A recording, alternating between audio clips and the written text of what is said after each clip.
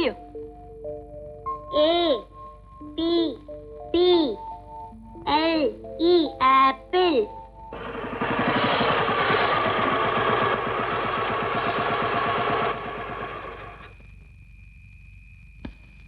അല്ല, താനെന്താ ഈ വേഷത്തിൽ?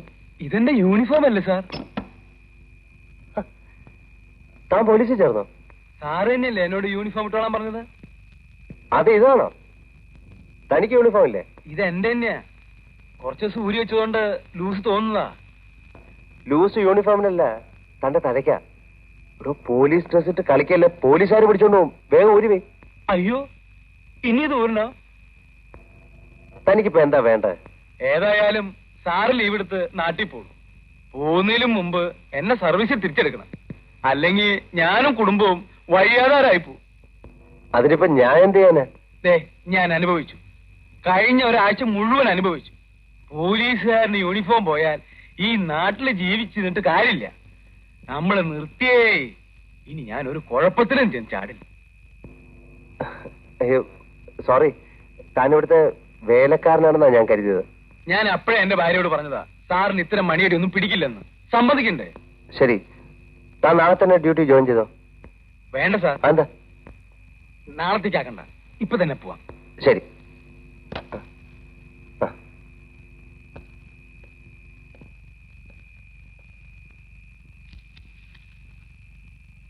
കോട്ടൺ.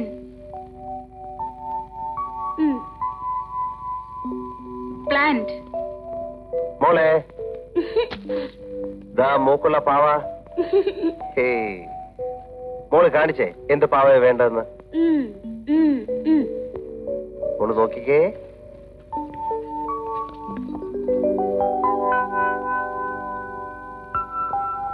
കണ്ടോ? അയ്യേ, ഇതൊരു കൊടവയരൻ. എനിക്ക് വേണ്ടിയത് ആനക്കുട്ടിയുടെ പാവയാ. അയ്യോ, ആനയാണോ മോള് കാണിച്ചേ? തൽക്കാലത്തേക്ക് ഇത്. ആനക്കുട്ടിയെ നമുക്ക് പിന്നീട് വാങ്ങിക്കാം. മോളി സൂക്ഷിച്ചു വെച്ചേ.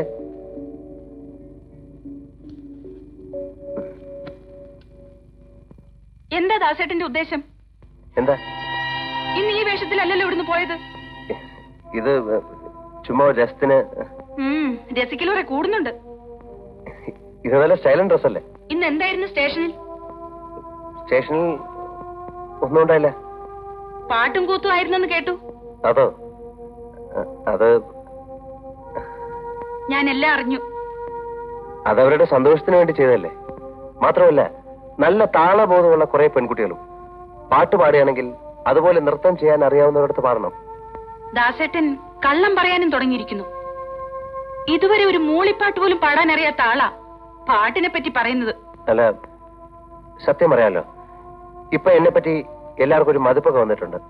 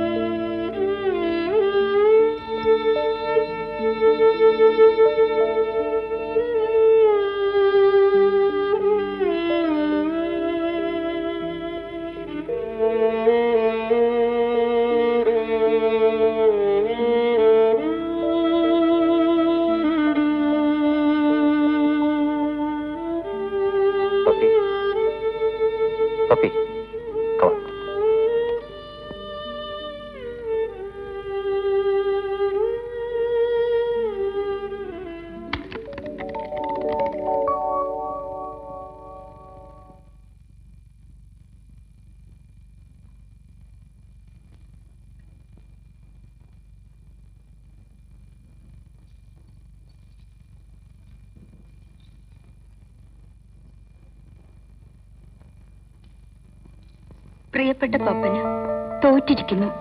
1000 വട്ടം കാണാൻ കൊതിയുണ്ട്. കാത്തിരിക്കുന്നു പപ്പന്റെ സെറീന.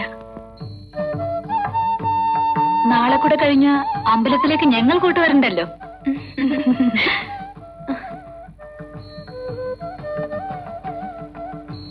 ഹലോ. സെറീന, എനിക്ക് സാറിനോട് കുറച്ച് കാര്യങ്ങൾ പറയാനുണ്ട്.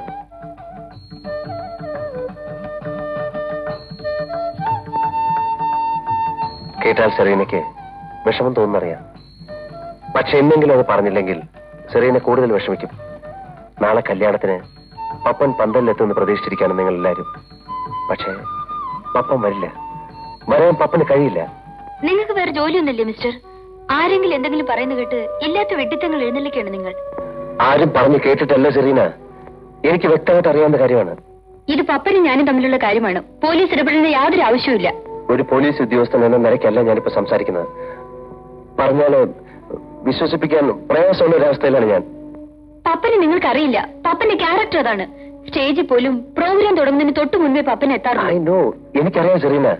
പക്ഷേ ജീവിച്ചിരിപ്പുണ്ടെങ്കിലല്ലേ വരാൻ പറ്റൂ. പപ്പൻ ജീവിച്ചിരിപ്പില്ല. ഒരു പോലീസ് ഇൻസ്പെക്ടർ എന്ന നിലയ്ക്ക് നിങ്ങൾ പറയുന്ന എന്ത് വിശ്വസിക്കുന്നവരുണ്ടാകും. പക്ഷെ എന്നെ അതിന് കിട്ടില്ല. എനിക്ക് നേരത്തെ സംശയം തോന്നിയിരുന്നു നിങ്ങളുടെ ബുദ്ധിക്ക് എന്താ തകരാറുണ്ടെന്ന്. അത് ശരിയാണെന്ന് ഇപ്പൊ മനസ്സിലായി. ദയവായി ശല്യം ചെയ്യാതിരിക്കൂ.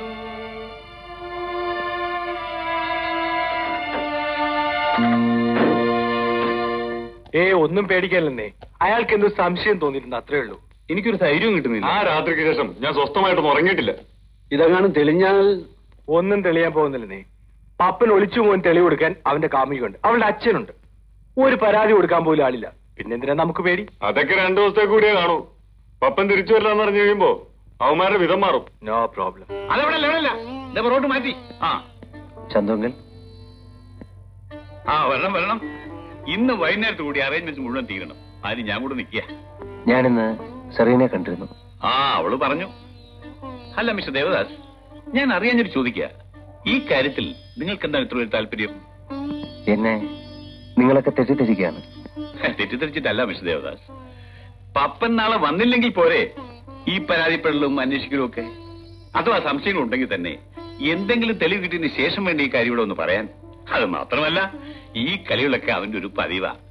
വെറുതെ സസ്പെൻസ് ഉണ്ടാക്കലും പ്രത്യക്ഷപ്പെടലും ഒക്കെ.